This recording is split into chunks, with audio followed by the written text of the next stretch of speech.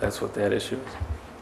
And so the extra cost was incurred by having to remove what had already taken place so that we could go through the roof and Yeah, there will be 2 penetrations in the roof, so we do have to we'll have the people install the green roof, do the roof penetrations to keep our 15-year warranty intact. So. Right. That's all I have. Thank you.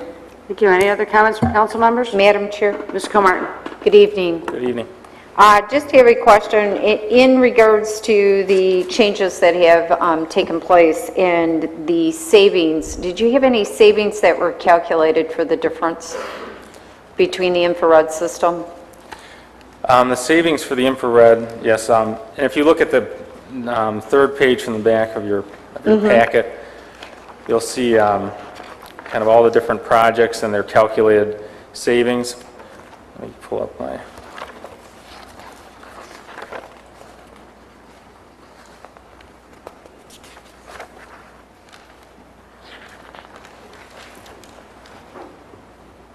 Yep, so on the sanitation building, it was estimated $2,300 savings per year. So that one was a $33,000 project. That's a 14-year payback for that particular one. All right, so it was a 14-year payback. The other thing too is at our last council meeting, there were several HVAC repairs and things that we did, and they were talking about it, and they said that this particular grant and everything that we're working with the EECVG plan will take care of all the issues that we had.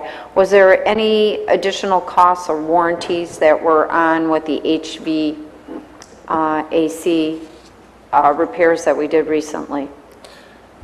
The ones we're going to do? Is that what? No, the ones that we had some bills that have come through, and I know there were like inspections that they did on all of them, but this should take care of all those issues. This is actually this is a new project. Which building are you referring to? It was on the last bills. The controller had come up and said that that most of those were being taken care of with this grant that was later on our agenda. So I was just verifying that. Okay. Yeah, I'm not sure which particular one he was referring, which particular bill he's referring to. I know I was on a check on the last. It wasn't tonight. It was the meeting before. Oh, I can look into it. All right. I'll talk to Rob about it. All right. Sounds good. Thank you. Any other comments from council members? Go ahead and call the question. Mr. Stevens? Yes. Mr. Green? Yes. Ms. Comartin? Yes. Mr. Buckamino? Yes. Mr. Warner? Yes. Ms. Vogt? Yes. Mr. Sadowski? Yes. Mr. Liss? Yes. Camp, yes. The motion passed unanimously. 22E, consideration and adoption of a resolution authorizing the mayor and clerk to execute the necessary documents to sell and convey to Lucy Krajewski for the sum of $70,000 or the amount of the appraisal obtained by her mortgage company, but no lower than the minimum price of $65,000 plus purchasing closing costs and the property description as 13421 Rainwood, parcel ID number 13-23-432-025. Need a motion and support? Motion to approve. Support. Motion by Ms. Vogt, support by Mr. Liss. Any discussion? Go ahead and call the question. Ms. Vogt? Yes. Mr. Liss? Yes. Mr. Green? Yes. Ms. Comartin? Yes. Mr. Buckamino? Yes. Mr. Warner? Yes. Mr. Stevens? No. Mr. Sadowski? Yes. Camp, yes. The item passed 8-1.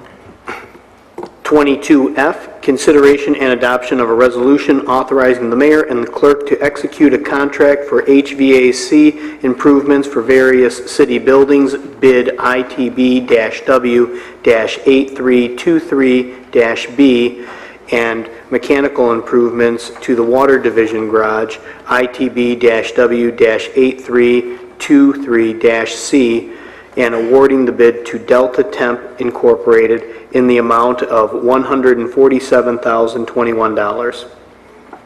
So moved. Motion by Mr. Support. Green, support by Mr. Stevens. Any discussion?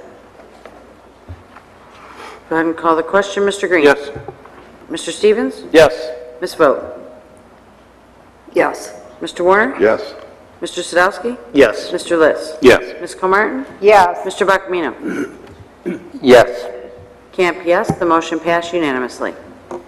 Item 22G, consideration and adoption of a resolution authorizing the mayor and clerk to execute an agreement with Great Lakes Power and Lighting Incorporated for lighting improvements for various city buildings contingent upon Department of Energy approval and terms consistent with bid ITB-W-8323-A, an award of bid in the amount of $303,070.03. Motion to approve. Support. Motion by Mr. Sadowski, support by Mr. Warner? Mr. Stevens. Something like that. I'm sorry. Motion by Mr. Stevens and Support by Warner. support by Warner. I apologize. Any discussion?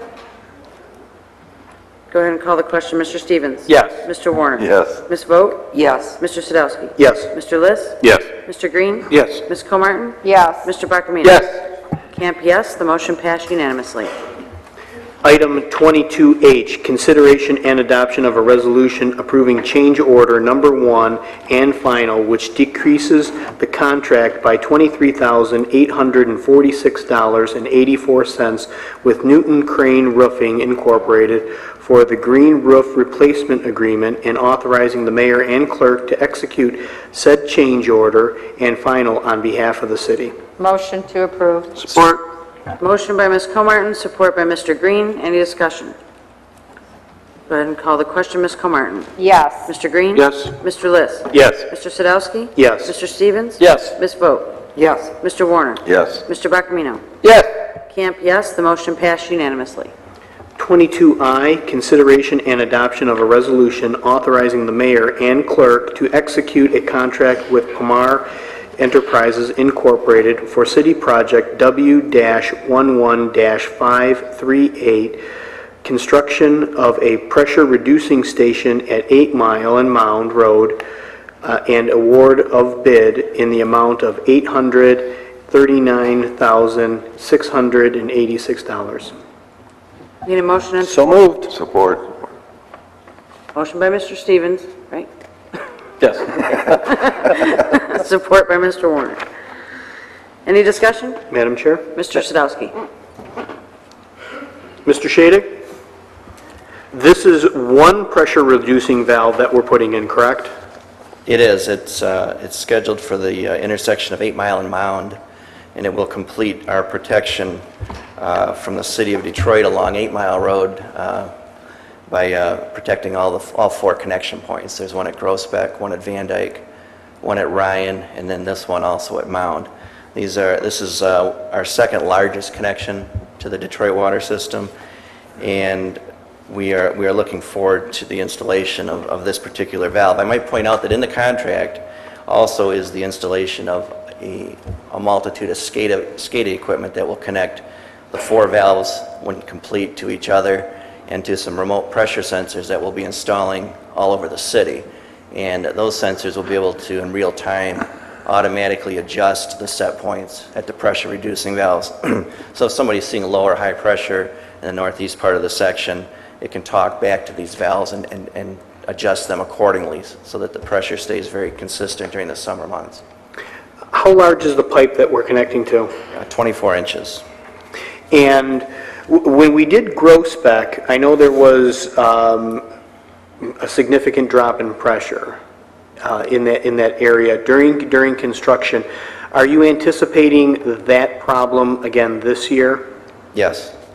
And when will we start construction on this? The lead time for the equipment is substantial on this, and the actual construction and downtime for our water system will probably be the middle of September, it looks like.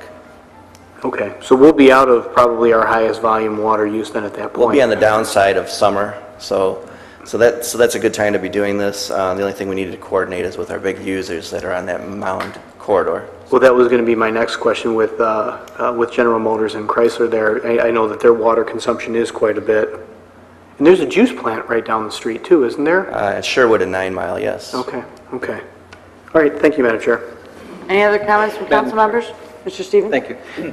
These dollars are the dollars that we reallocated from the main replacement project to this, that we did. What did we do that 2 weeks ago, or? That's correct. Right, so it's not like this is in addition to anything. This is money that's been reallocated to this project for basically the same purpose to... Protect our water system. Yes. Yes. Thank you, Madam Chair. Any other comments? Madam Chair? Ms. Comartin? Good evening. Good evening, Mr. Shadig. On that line item amount, though, we had, was 1 million, is that correct? Correct. The additional money, what is that going to use for? I hope no change orders.